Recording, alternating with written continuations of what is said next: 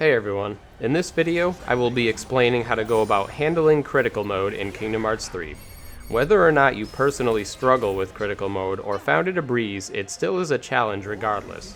It's also to the point where I've seen seasoned Kingdom Hearts vets have much more trouble than you should on critical mode.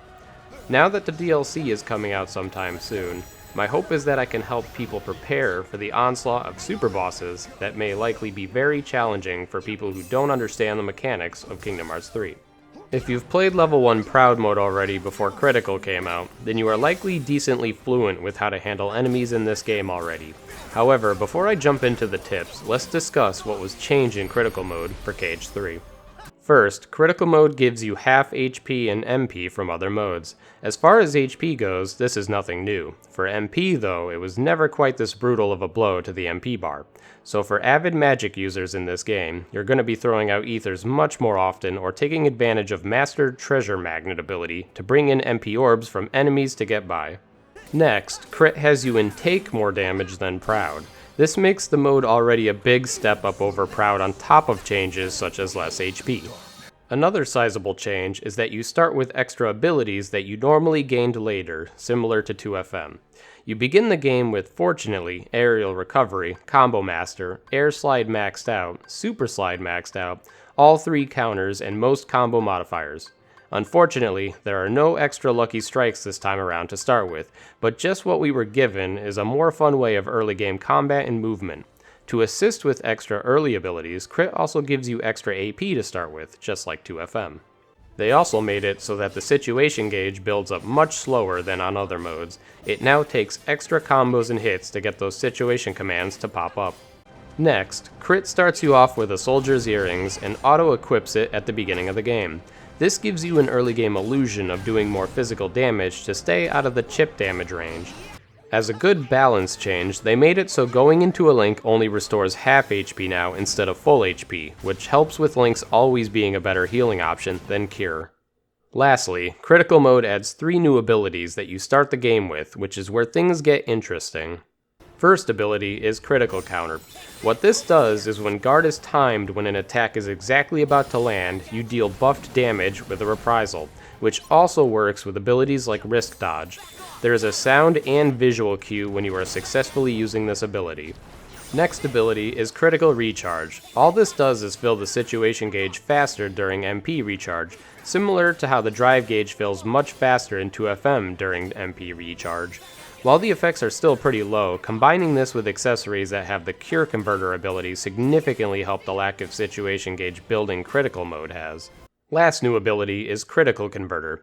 This ability disables nearly all attraction flows, but instead allows you to always get a form change when the situation gauge is filled. The usefulness of this ability may change depending on what fights you're doing. For example, early game optional mob fights tend to be decimated by attractions, but as the game goes on, especially in boss fights, you're generally better off with this ability on to always ensure you get a form change, especially because it means if you mix in magic with your physical combos that you don't randomly get only grand magic instead of a form change you may have wanted. So that's all I know of being changed for Critical mode. Now it's time to move into the tips for how to handle this mode. If you're fluent in level 1 Proud, none of these should surprise you, but I've seen far too many people only having done normal Proud then just jump into Critical mode without knowing basic mechanics, but then struggle greatly. So let's kick it off. First large tip I'd point out is food. This feature is incredibly underused by many players. Food is essentially the same thing as equipping accessories and armor to Sora. Ignoring it is the same as ignoring other stat boosting features. I do understand some people rather not cook, but as it turns out, you can buy food just fine to at least get a decent stat boost. The second you step foot into Toy Box, food is available to buy. And as you progress through the game, better foods are buyable without the need of ever having to do any cooking. If you're unaware of how meals work, it's quite simple. You have 5 different categories of food being starter, soup, fish, meat, and dessert. If you fill in each slot at once and eat it, you gain a full course bonus. Unfortunately, the game doesn't tell you full course bonuses ahead of time, but if you spam Chef's Choice, you can get a preview of it to know ahead of time. If you do decide to do cooking, you can make plus versions of the food to get even more full course bonus possibilities. For example, putting just one plus food into your list can give you full course bonuses such as Hearty Meal, which increases all stats of the current meal even more. The more plus foods you have for each category set up at once, the more full course bonuses are available. If you don't want it to be random bonuses, you can always save it to your favorites after searching it through Chef's Choice and using it. Bottom line though is to not ignore the food feature on critical mode, especially if you're struggling. If you want the added challenge, that's a whole different story, but even just having the extra HP can help a great deal in surviving fights when you can take an extra hit or two. Not to mention, the extra MP helps out mage builds more. This can also help you learn enemies more as well. You can always do more playthroughs with added self-restrictions if you wish. Next tip is to utilize Keyblade Upgrades. This should be a given, but not only does each upgrade on a Keyblade increase either strength or magic by 1 permanently, but it also can add extra abilities to the Keyblade to help you out. So if you're someone who wants to stick with Kingdom Key, which has a pretty good form change, you'd be nerfing your damage output by never upgrading it, as Kingdom Key doesn't start with great stats as usual. Yet another criminally underused combat option is links to an extent. They are basically broken, but people tend to dismiss them and favor only Keyblade combos and magic. Let's break down the links and how they are useful. Make note that link damage is tied to your magic stat, so mage builds tend to have lethal links. For Meow Wow, the arguably only balance to link, you just jump constantly to do AoE damage around you. After a few jumps, you can choose to deflate to do heavy damage to anything in your path, though it seems random where you go. You just repeat this until the gauge is almost out and then simply do the finisher to do very strong AoE damage. Only note here is that Meow Wow doesn't work well in rooms with low ceilings or many objects nearby, due to the jump move deflating if you hit anything. Now for Ralph, most people will dismiss him being useful because as it turns out, he's the most technical link by a giant margin. The game does honestly give you a good enough overview of how to use him correctly, but it is still tricky to use him well without knowing the mechanics.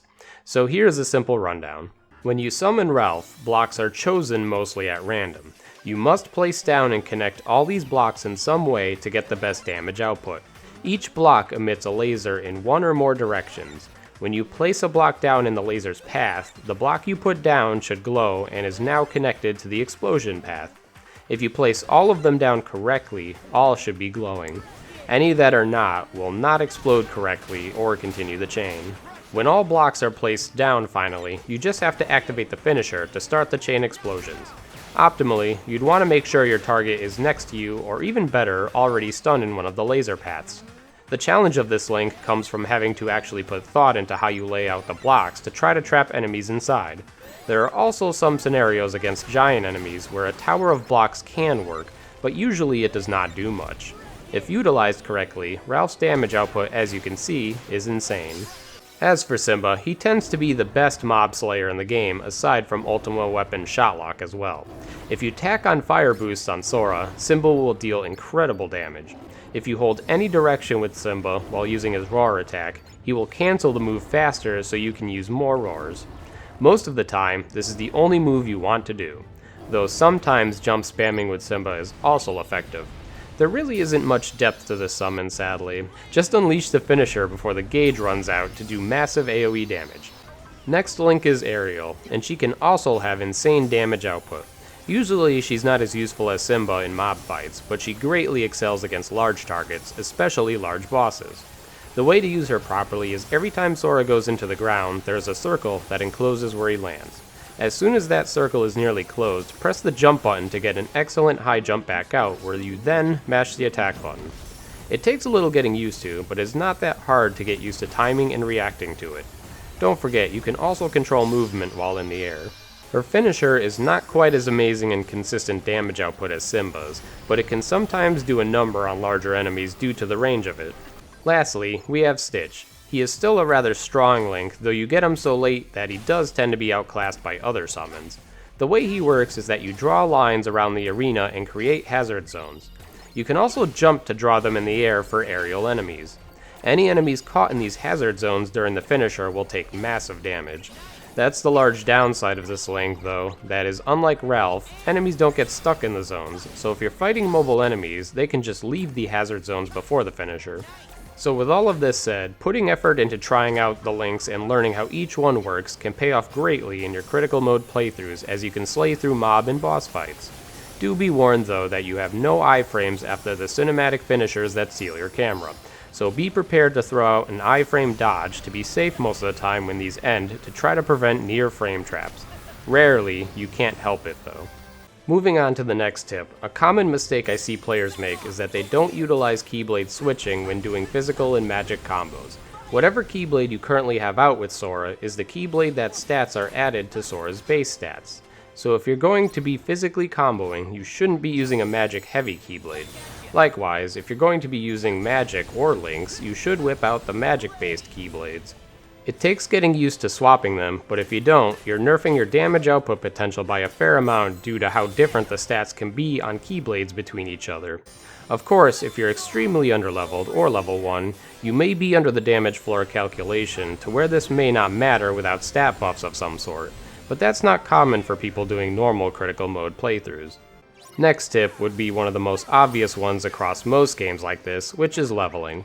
Just like any RPG type game, leveling can definitely make a significant impact on difficulty. It's similar in 2FM where if you fight optional mobs all over the place and stay leveled up well or even overlevel, you'll have a much different experience on critical mode than someone who is skipping all fights and only doing bare minimum. Do note though that while this is an obvious tip, I wouldn't say to go grind without first considering other tips first.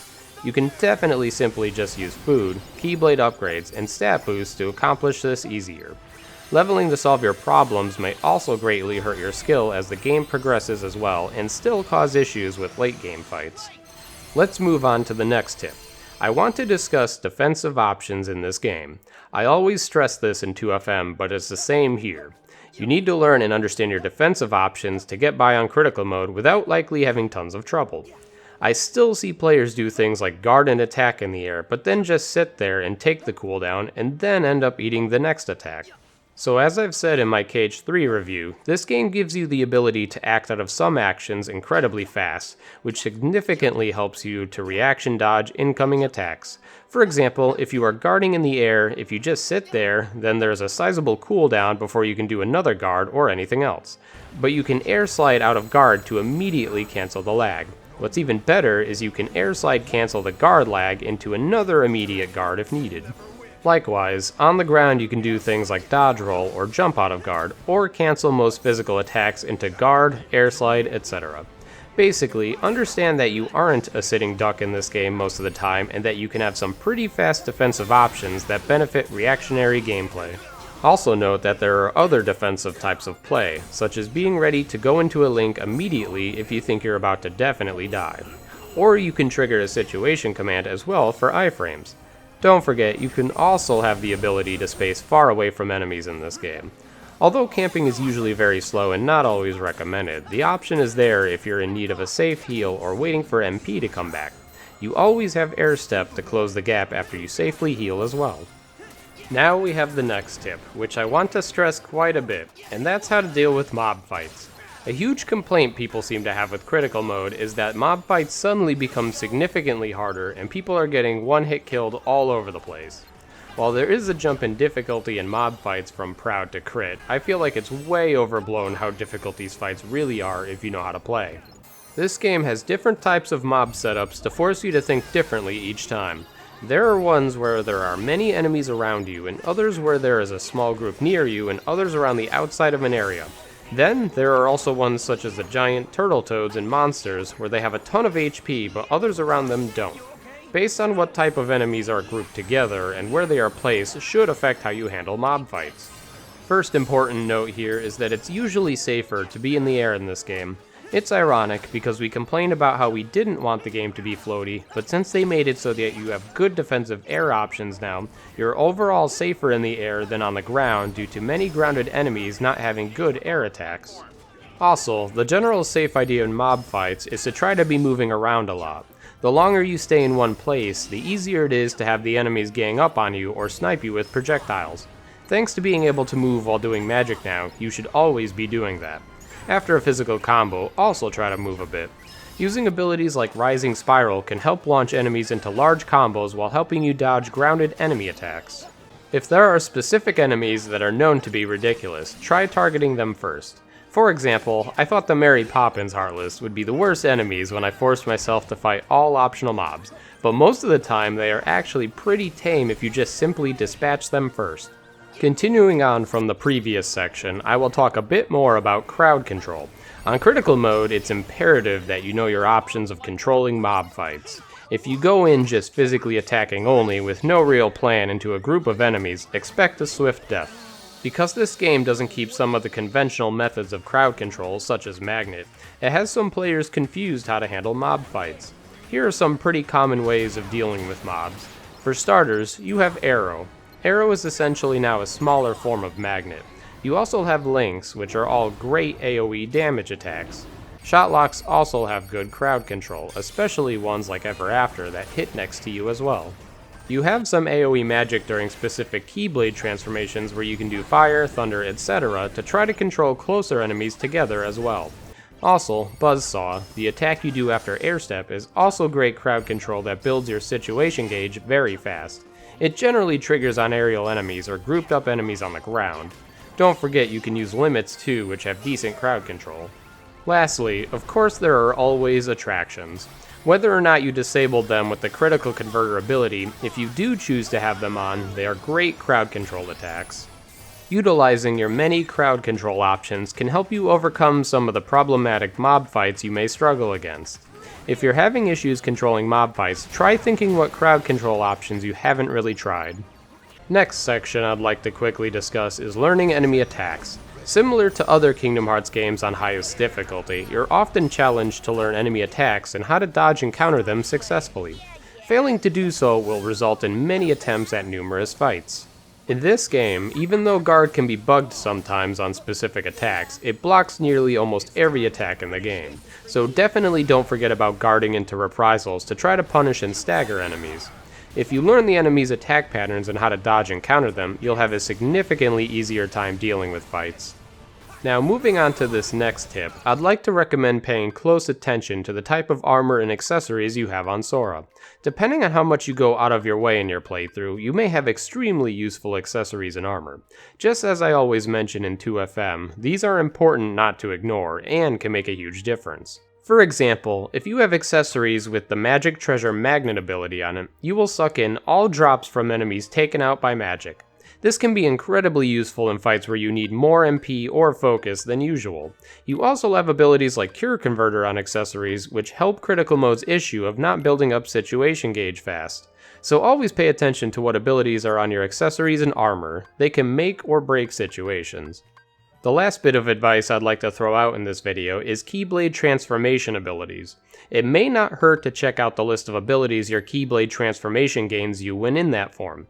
For example, Hero's Origin is a Guardian form Keyblade, which means it comes with Second Chance and Once More on it. So even if you're underleveled or level 1, you can have Second Chance and Once More on Sora whenever you're in that form. Some forms also come with movements such as Double Flight or Glide before you can normally even get those abilities. Just to tack on another little interesting tidbit is that while you're in a transformation, you build up situation gauge much faster than normal. So to help get around critical mode's lack of situation gauge building, you can quickly build up multiple forms by simply switching Keyblades right before you trigger the situation command from the filled gauge. That about wraps up this video guide on how to handle critical mode in Kingdom Hearts 3. If you have any more tips to toss in, feel free to comment. The game is still somewhat new, there's likely more tricks to learn and even more in-depth tricks I've either left out for specific reasons or not tried myself. Hopefully this guide helps people try to figure KH3 out a bit more instead of think everything is dumb because traditional play may not work. As always, thanks for watching.